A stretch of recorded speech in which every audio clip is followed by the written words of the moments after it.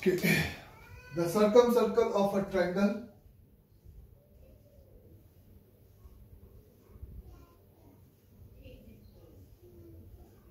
whose sides are given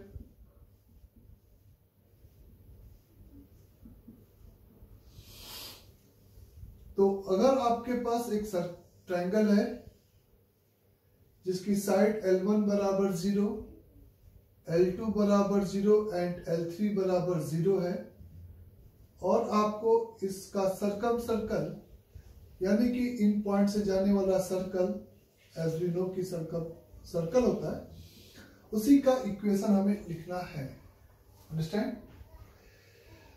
तो एक तो ए बी सी के कोऑर्डिनेट निकाल लिया, एक तरीका ये हो सकता था, और फिर जी एफ सी में इक्वेशन मानकर ए बी सी के कोऑर्डिनेट से सेटिस्फाइड करा के जी एफ सी की वैल्यू। लेकिन उस लेंथी प्रोसेस को हम यहाँ पर किस तरीके से प्रोसीड करेंगे, पर्टिकुलरली जब circle of a triangle whose sides are given है, तो हम यहाँ पर एक सेकेंड डिग्री इक्वेशन लिखेंगे जो कि इस पॉइंट ए बी और सी तीनों से इंडिविजुअली हमेशा क्या होगी, सेटिस्फाइड होगी। एक ऐसा second degree curve L1 L2 यानी कि लाइन की equation plus lambda times of L2 L3 plus mu multiplied by L3 L1 बराबर 0। लैम्डा और म्यू के टर्म में L1 L2 यानी कि दो लीनियर इक्वेशन को मल्टीप्लाई किया तो ये एक सेकेंड डिग्री इक्वेशन हो जाएगी। ए का जो भी कोऑर्डिनेट होगा उसके लिए L1 और L3 दोनों 0 होंगे, तो L1 0 तो यानी कि ये मल्टीप्लाई फैक्टर 0, L3 0 तो ये 0 और दोनों 0 तो ये 0। या बी के कोऑर्डिनेट को उठा लो तो आप फील कर सकते हो कि बी का जो भी कोऑर्डिनेट होगा वो L1 और L2 दोनों के लिए 0 करेगा, तो ये 0 ये 0 ये 0। तो सिमिलरली सी, तो यानी कि ए बी और सी तीनों के कोऑर्डिनेट इस सेकेंड डिग्री कर्व को हमेशा क्या करेंगे, सेटिस्फाइड करेंगे। अब वही सेकेंड डिग्री कर्व जो ए बी और सी से पास हो रहा है वो आपका डी जनरेट होके सर्कल बन जाए, तो सर्कल होने के लिए आप मेरे से कहोगे कि एक सेकेंड डिग्री इक्वेशन आपका सर्कल को रिप्रेजेंट कर जाए, उसके लिए the coefficient of x square is equate with the coefficient of y square apply कर देंगे and the coefficient of xy is equal to the 0। तो ये दो पर्टिकुलर कंस्ट्रेंट अप्लाई करके हम यहाँ पे लैम्डा और म्यू निकाल सकते हैं to find the value of lambda and mu, और इन दोनों को यहाँ पे पुट कर देंगे तो ये ए बी और सी से जाने वाला पर्टिकुलरली क्या हो जाएगा, सर्कल की इक्वेशन हो जाएगा। ये ए और बी से जाने वाला पर्टिकुलर सर्कल का इक्वेशन हो जाएगा। Similarly the circle of a quadrilateral की बात किया जाए whose sides are given, अगर एक क्वाड्रिलेटरल है और उसके सर्कल का हमें इक्वेशन लिखना है तो भी हम कुछ इसी तरीके का कॉन्सेप्ट अप्लाई करके विदाउट फाइंडिंग द कोऑर्डिनेट लिख सकते हैं। कहने का मतलब आपको एक सिंपल यहां पर क्वाड्रिलेटरल है, कोई भी हो, A B C and D, जिसमें ये इक्वेशन L1 बराबर 0, L2 बराबर 0, L3 बराबर 0 और L4 बराबर 0, और वी आर एज्यूम दैट कि ये अपन से अगर सर्कल पूछा है क्वाड्रिलेटरल का तो वो एक साइक्लिक है, कि हर क्वाड्रिलेटरल साइक्लिक हो यानी कि इन चारों पॉइंट से वर्टेक्स पास करे, ये बिल्कुल भी जरूरी नहीं है। वी आर एज्यूम दैट कि ये चारों पॉइंट एक सर्कल पे लाई कर रहे हैं यानी कि साइक्लिक क्वाड्रिलेटरल है, और उसी साइक्लिक क्वाड्रिलेटरल के सर्कल का आपको इक्वेशन चाहिए जिसकी चारों साइड्स आपको गिवन है इस तरीके से। आप अगेन एक सेकेंड डिग्री इक्वेशन लिखते हो जिनको चारों वर्टेक्स पर्टिकुलरली क्या कर जाए, सेटिस्फाइड कर जाए, और ऐसा लिखने के लिए आप अपोजिट साइड्स के मल्टीप्लाई फैक्टर का लीनियर कॉम्बिनेशन लेते हो। किसका? अपोजिट साइड्स के साइड्स के मल्टीप्लीकेशन का लीनियर कॉम्बिनेशन, यानी कि L1 multiplied by L3 plus lambda multiplied by सीधे L2 इंटू L4 बराबर 0। तो फिर से आपको सबसे पहले ये जस्टिफाई करना होना चाहिए कि ये चारों पॉइंट से हमेशा सेटिस्फाइड करेगा। तो A का कोऑर्डिनेट L1 और L4 को 0 बनाएगा, तो L1 और L4 0 तो 0। B का कोऑर्डिनेट L1 और L2 को 0 बनाएगा तो 0।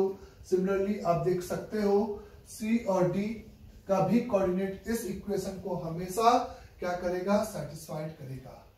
तो ये वो सेकेंड डिग्री कर्व हो गया जो कि A B C D से हमेशा पासेस थ्रू होगा, और वो सर्कल हो जाए उसके लिए इज अ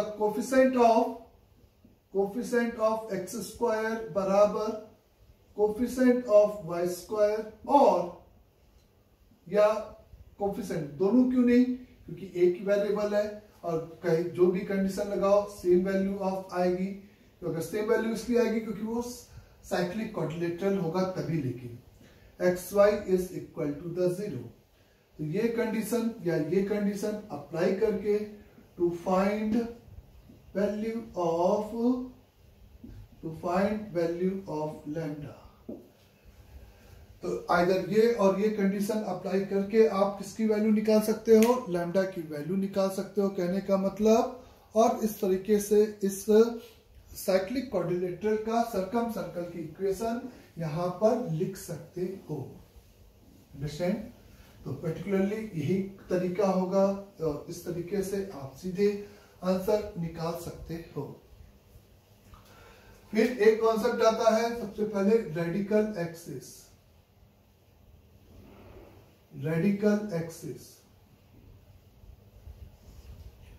द डिफिनेशन होती है the locus of a point from where the length of tangent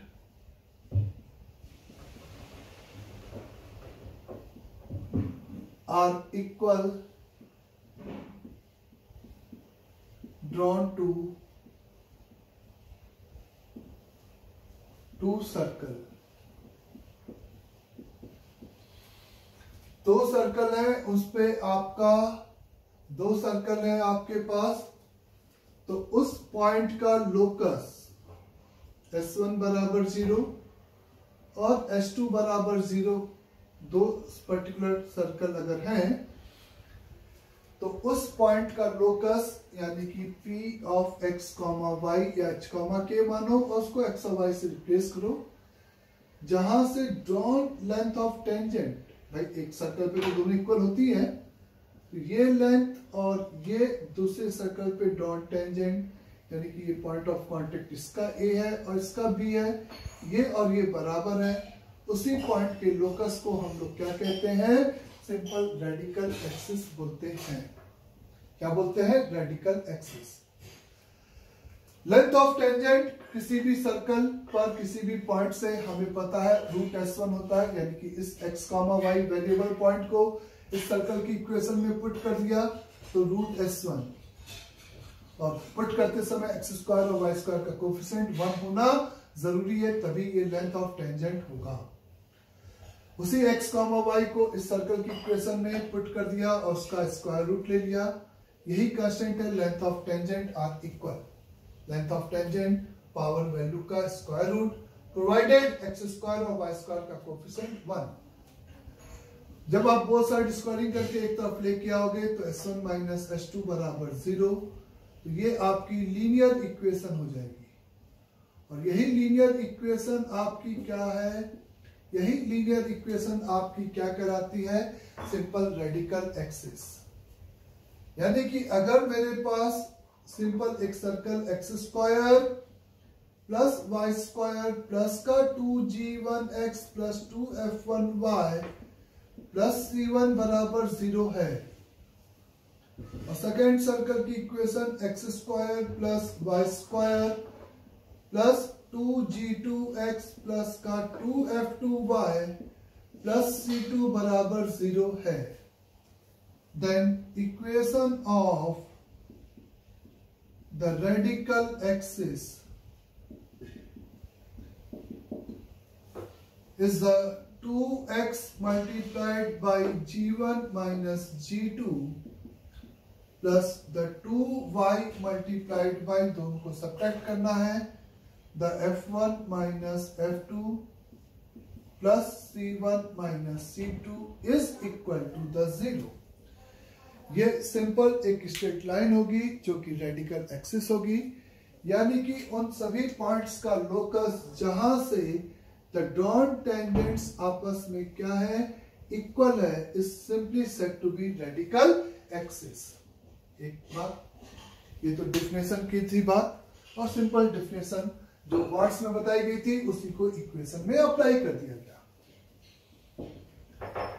now the different situations में जो रेडिकल एक्सिस होगी वो किस तरीके से प्लॉट होगी। If the given circle are एक दूसरे के अपार्ट फ्रॉम ईच अदर होंगे, S1 बराबर 0 और S2 बराबर 0, तो ये जो रेडिकल एक्सिस है S1 माइनस S2 बराबर 0, ये ना तो इस सर्कल को मीट करेगी ना तो इस सर्कल को। एक लाइन की इक्वेशन होगी S1 माइनस S2 बराबर 0, क्योंकि अगर ये लाइन इस सर्कल को मीट करती तो उस पर्टिकुलर पॉइंट के लिए S1 0 होता, लेकिन S2 0 नहीं होता, तो यानी कि ये 0 और ये 0 नहीं है, यानी कि वो पॉइंट इस इक्वेशन को कभी भी सेटिस्फाइड नहीं करेगा। तो अगर जब दो सर्कल एक दूसरे के अपार्ट होंगे तो रेडिकल एक्सिस आपकी इस तरीके से बीच में से जाएगी बच्चे। जब दो सर्कल एक दूसरे को इंटरसेक्ट करते हैं तो उस केस में रेडिकल एक्सिस यानी कि उस पॉइंट जहां से हम length of tangents are equal होंगी, वो पर्टिकुलरली आपका इस दो सर्कल की क्या हो जाएगी, कॉमन कॉर्ड हो जाएगी, जो कि आपको मैंने पहले ही बताया था कि इन दो सर्कल इंटरसेक्टिंग सर्कल के केस में ये S1 माइनस S2 इस सर्कल को दो जगह पर इंटरसेक्ट करेगा। अंडरस्टैंड? जब दो सर्कल एक दूसरे को एक्सटर्नल टच कर रहे हैं तो इन दो सर्कल की जो रेडिकल एक्सिस है वो ये कॉमन टेंजेंट होगी S1 माइनस S2 बराबर 0। आप सोचो कि ये पॉइंट इस इक्वेशन को पक्का सेटिस्फाइड करेगा, क्योंकि इसके लिए S1 भी 0 S2 भी 0, और थोड़े से एंगल पे मीट कर दे तो ये पर्टिकुलर पॉइंट इसको जहां कट करेगा वो इस इक्वेशन को कभी भी सेटिस्फाइड नहीं करेगा, क्योंकि ये इक्वेशन इस सर्कल को केवल उसी पॉइंट पे मीट करेगा जहां पे S1 और S2 मीट कर रहे हैं, यानी कि ये लाइन इस केस में common tangent whose point of contact is common. जब दो सर्कल इस तरीके से होंगे तो उनकी जो रेडिकल एक्सिस है वो ये पर्टिकुलर लाइन होगी। इस पॉइंट से इस पे डॉट टेंजेंट और इस पे डॉट टेंजेंट की लेंथ हमेशा इक्वल होगी। ये आपका S1 माइनस S2 बराबर 0 इस फिगर में इक्वेशन होगी। जब दो सर्कल एक दूसरे के अंदर लाई करेंगे, जब दो सर्कल एक दूसरे के क्या होंगे, अंदर लाई करेंगे, उस केस में अगर आप देखोगे तो उस केस में कॉन्सेंट्रिक सर्कल नहीं है, नॉन कॉन्सेंट्रिक सर्कल, क्योंकि कॉन्सेंट्रिक हो गए तो G, F, X और Y भी मर जाएंगे। उस केस में जो रेडिकल एक्सिस है वो इस तरीके से एक लाइन होगी जो कि दोनों को इंटरसेक्ट नहीं करेगी और दोनों सर्कल के बाहर वाली लाइन होगी। तो जब दो सर्कल टच कर रहे हैं, चाहे तो एक्सटर्नल चाहे इंटरनल, तो उनकी रेडिकल एक्सिस भी उन दोनों सर्कल को टच करेगी। जब दो सर्कल इंटरसेक्ट कर रहे हैं तो उनकी रेडिकल एक्सिस भी दोनों सर्कल को इंटरसेक्ट करेगी। जब दो circle apart from each other या एक दूसरे के अंदर है तो उस केस में उनकी जो रेडिकल एक्सिस है वो एक दूसरे को नाइदर इंटरसेक्ट करेगी, किसी भी सर्कल को टच या इंटरसेक्ट नहीं करेगी। तो पहला यहाँ पे रेडिकल एक्सिस की मैंने डिफरेंट केसेस में आपको सिंपली पोजीशन दिखाया है। अंडरस्टैंड सभी को? इस बात को हम रेडिकल एक्सिस के इस कॉन्सेप्ट को यूज कर सकते हैं, जैसे कि हमसे कहा गया है बच्चे कि proof that the circle x square plus y square plus का 2ax प्लस का c स्क्वायर बराबर 0 and x square plus y square plus का 2by plus c square is equal 0 touch each other if 1 upon a square plus prove that b square is equal to 1 upon c square। तो अगर radical axis के अलावा हम इस problem को कुछ ऐसे ही सॉल्व करते थे कि टच है तो सेंटर्स के बीच का जो डिस्टेंस है, इसका centre a, 0 minus a, 0 0, minus b, तो under root over a square plus b square d हो गया is equal to r1 plus r2 a square minus c square plus minus, क्योंकि इंटरनल है या एक्सटर्नल है ऐसा नहीं बोला गया है, और बोथ साइड स्क्वायरिंग करके इस अंडर रूट को हटाना पड़ेगा। ये वही d बराबर r1 plus minus r2 touch each other के लिए अपन ने अप्लाई कर दिया। मैंने कहा कि अगर टच कर रहे हैं तो उनकी रेडिकल एक्सिस भी सर्कल को टच ही करेगी, और इस केस में हम दोनों की रेडिकल एक्सिस निकाल सकते हैं। रेडिकल एक्सिस इस केस में दोनों को सब्ट्रैक्ट कर दिया तो वो linear equation the 2ax minus का 2by बराबर 0, यानी कि ax माइनस by बराबर 0, और यही लाइन इस सर्कल को भी टच करेगी। तो किसी भी सर्कल को एक उसको टच कराने वाली कंडीशन लगा दें, तो इस सर्कल का सेंटर माइनस a, 0, तो माइनस a, 0 से इस लाइन का perpendicular distance under root over a square minus c square के बराबर कर दिया, तो यानी कि under root over a square minus c square, x की जगह पे माइनस है, y की जगह पे 0, डिवाइडेड बाय इस under root over a square plus b square, both side इसी का स्क्वायरिंग कर दिया कि ये लाइन इस सर्कल, कोई भी एक सर्कल की टेंजेंट हो जाए। तो a की power 4 plus a square b square minus c square a square c square b square is equal a की पावर 4, और ये मर गया, इसको और इसको उधर लेके गए, a square b square is equal c square into a square plus b square, तो कैलकुलेशन आपका 50% रिड्यूस हो गया। तो इस तरीके से हम लोग इस कॉन्सेप्ट को यहाँ पर अप्लाई सीधे कर सकते हैं। जैसे हमसे कहा गया इस रेडिकल एक्सिस है, तो ये खाली हमने रेडिकल एक्सिस एक लाइन है S1 माइनस S2, जिससे कि लोकस, डॉन, लेंथ ऑफ टेंजेंट्स आपस में इक्वल होंगी, उसकी बात कहा है। The range of lambda for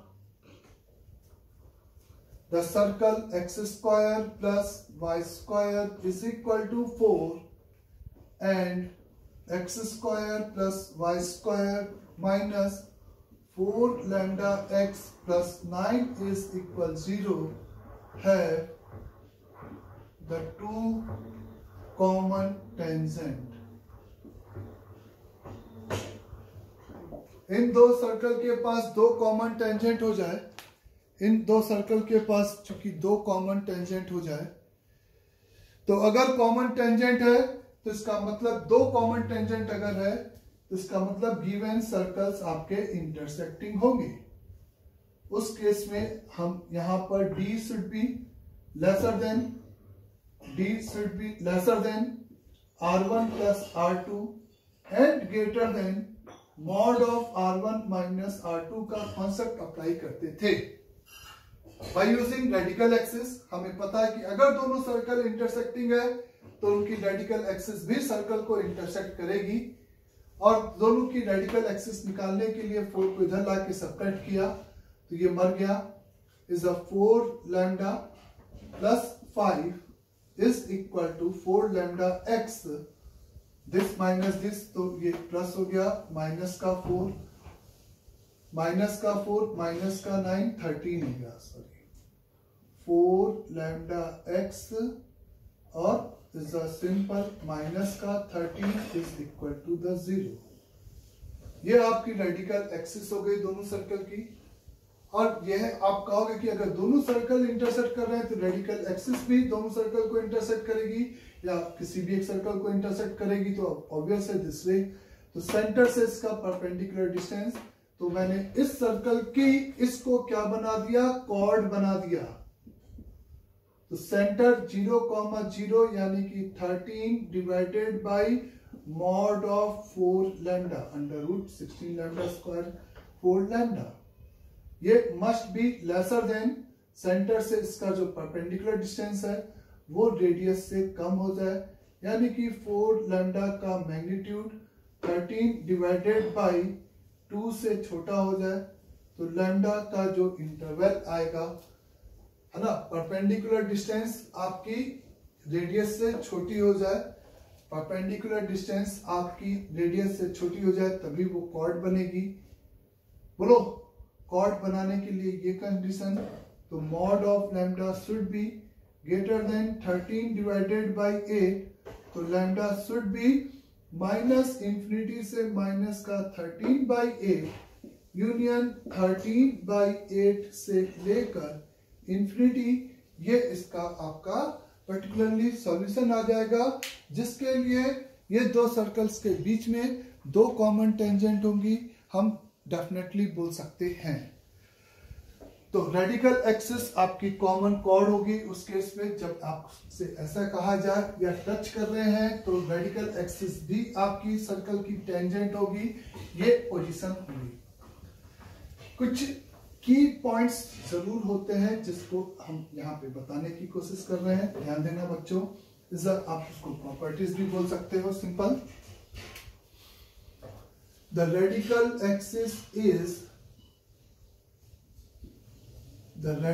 axis is always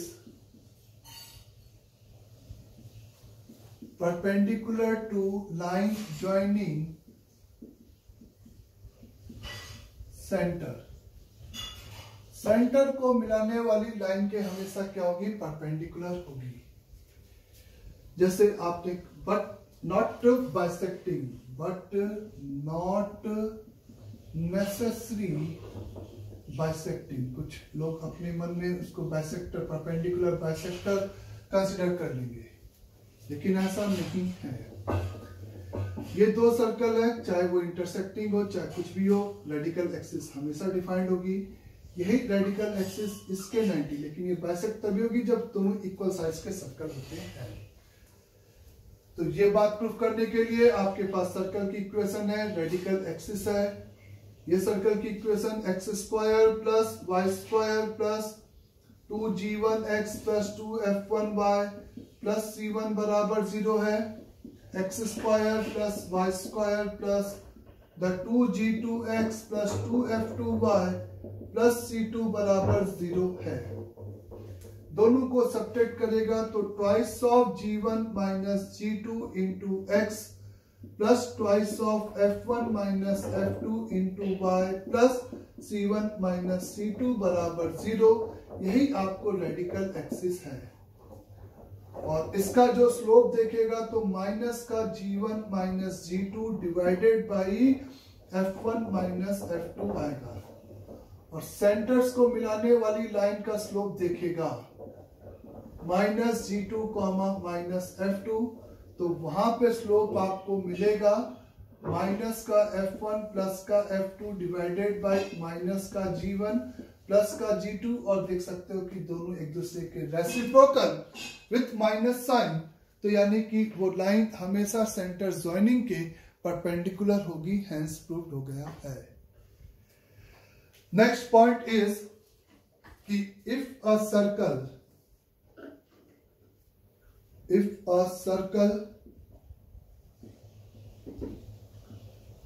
intersect the two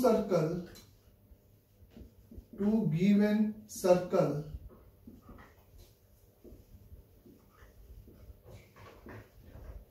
orthogonally. If a circle intersect the two given circle orthogonally, then its center is lie on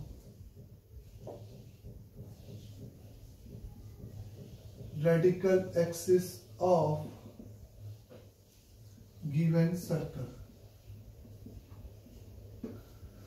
जैसा कि अगर आपके पास ये एक सर्कल है S1 बराबर 0 और एक ये पर्टिकुलरली सर्कल है सिंपली S2 बराबर 0, एक ऐसा सर्कल है जो कि इन दोनों को ऑर्थोगोनली इंटरसेक्ट कर रहा है, तो इस दो सर्कल S1 और S2 का जो रेडिकल एक्सिस होगा उसी पर इस वेरिएबल सर्कल का सेंटर लाई करेगा, यानी कि उसका जो लोकस होगा इन दोनों का रेडिकल एक्सिस, यानी कि सीधे S1 माइनस S2 बराबर 0 होगा।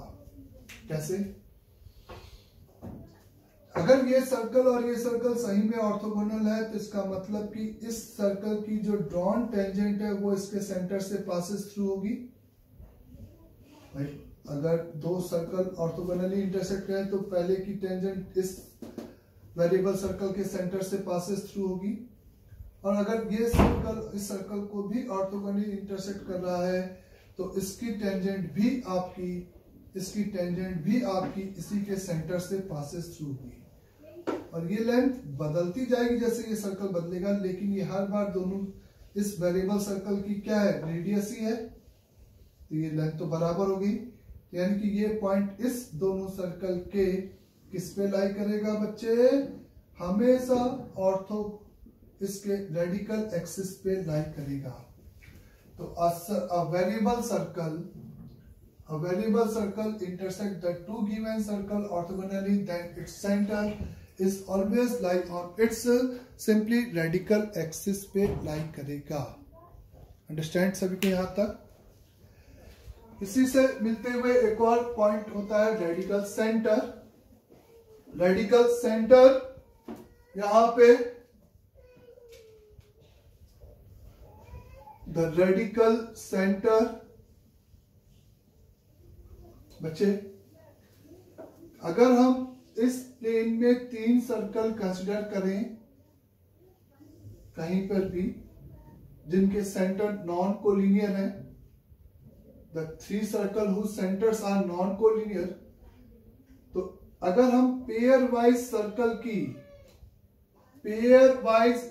की क्या ड्रॉ करेंगे, रेडिकल एक्सिस, इसकी रेडिकल एक्सिस, इन दो सर्कल की रेडिकल एक्सिस और इन दो सर्कल की, तो वो रेडिकल एक्सिस इस क्या होंगी, कॉन्करेंट होंगी। ये बात प्रूफ हो रही है क्योंकि ये पॉइंट अगर इन दो सर्कल की रेडिकल एक्सिस पर है तो उससे ये ड्रॉन टेंजेंट और ये ड्रॉन टेंजेंट आपस में पक्का बराबर होगी। अगर ये पॉइंट इन दोनों के रेडिकल एक्सिस पर है तो ये लेंथ ऑफ टेंजेंट और ये लेंथ ऑफ टेंजेंट भी आपस में इक्वल होंगे, और ये इसके बराबर, ये इसके बराबर, और ये भी पक्का बराबर ही हो गए, तो ये पॉइंट से लेंथ ऑफ टेंजेंट चूंकि बराबर है तो ये पॉइंट इन दो सर्कल के भी रेडिकल एक्सिस पे लाई करेगी।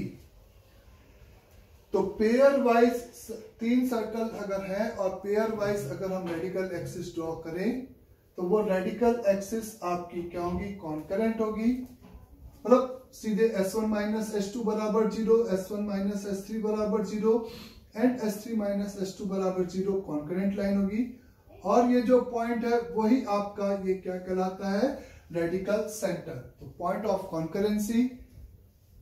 कॉन्करेंसी उस केस में क्या होगा, रेडिकल सेंटर कहलाएगा। अंडरस्टैंड सभी को? इसी बात को यूज करके हम एक और यहां पर स्टेटमेंट बोल रहे हैं, ध्यान देना जल्दी से, कि अगर तुम किसी ट्रायंगल की साइड्स को एज अ डायमीटर लेकर अगर तुम किसी ट्रायंगल की साइड्स को एज अ डायमीटर लेकर सर्कल ड्रॉ करते हो, तीनों साइड्स को, तो उनका जो रेडिकल सेंटर होगा, तो वो रेडिकल सेंटर इस ट्रायंगल का ऑर्थो सेंटर होगा। क्या स्टेटमेंट बोला मैंने, ध्यान से सुना, कि अगर अपन यहां पर अगर अपन क्या करते हैं, साइड्स को डायमीटर लेके, कैसे समझे, इसका ये सेंटर है, इसका ये सेंटर है, भाई डायमीटर लिया तो मिड पॉइंट, तो ये 1:1, ये 1:1, तो ये हमें पता है कि इन दो सर्कल की जो रेडिकल एक्सिस होगी वो सेंटर ज्वाइनिंग के परपेंडिकुलर होगी। ये तो तय है, बोलो बच्चे, सेंटर ज्वाइनिंग के परपेंडिकुलर होगी, तो इस डॉटेड लाइन के ये रेडिकल एक्सिस परपेंडिकुलर होगी। तो चूंकि ये 1:1 है, ये 1:1, तो ये जो डॉटेड लाइन है वो इसके अपोजिट साइड्स के पैरेलल होगी, यानी कि ये जो रेडिकल एक्सिस जिसको तुम कॉमन कॉर्ड बोल रहे हो, वो इस अपोजिट साइड के भी परपेंडिकुलर होगी। अगर ये परपेंडिकुलर होगी तो हेंस प्रूव्ड की ये जो लाइन है वो इस ट्रायंगल की क्या हो जाएगी बच्चे, इस ट्रायंगल की क्या हो जाएगी, एल्टीट्यूड। और सिमिलरली अगर हम पेयर वाइज तीनों सर्कल प्लॉट करेंगे तो उनकी जो रेडिकल सेंटर मिलेगा वो सिंपल यहां पे क्या होगा, ऑर्थो सेंटर। तो एज अ साइड्स को डायमीटर लेकर if we draw the 3 circles then the radical centre is orthocentre of the corresponding triangle. Understand यहां तक सभी को अच्छे से। तो ये कुछ कॉन्सेप्ट है जिसको हम डायरेक्टली प्रॉब्लम में यूज कर सकते हैं अगर जरूरत है। तो इंपॉर्टेंट की रेडिकल उसके परपेंडिकुलर, एक कॉन्सेप्ट ये था radical axis line joining centres के, दो सर्कल को रेडिकल, दो सर्कल को ऑर्थोगोनली अगर कोई सर्कल कट कर रहा है तो उस वेरिएबल सर्कल का सेंटर उन दो सर्कल के रेडिकल एक्सिस पे लाई करेगा। रेडिकल सेंटर का कॉन्सेप्ट है और उसका एक ये कॉन्सेप्ट है ना, ऑर्थो सेंटर वाला। ठीक है, इसको कॉपी में अच्छे से लिख लेना बच्चों। अंडरस्टैंड यहां तक सभी को अच्छे से।